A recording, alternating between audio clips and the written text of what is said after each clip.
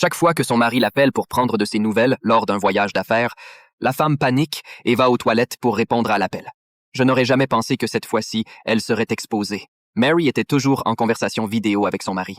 Un homme est soudain apparu. Mary ne savait pas si son mari l'avait vu. En tout cas, elle ne pouvait pas rester dans cet endroit. Mary a donc immédiatement rangé sa chambre et a demandé à son nouveau petit ami, Bob, de la raccompagner chez elle, juste au cas où son mari reviendrait plus tôt de son voyage d'affaires. Elle était loin de se douter qu'il n'oublierait jamais ce voyage. Sur le chemin du retour, Bob ne se rend pas compte de la gravité de la situation, sans parler de la lenteur de la voiture et ses grosses mains sur le volant. Mais Mary n'avait pas le temps pour cela. Elle a reçu un deuxième appel de son mari. Elle a refusé le deuxième appel de son mari. Tout ce qu'elle voulait, c'était rentrer à la maison avant son mari. Mais son petit ami pensait qu'elle y pensait trop, parce que la peau noire de Bob ne faisait plus qu'un avec les ténèbres.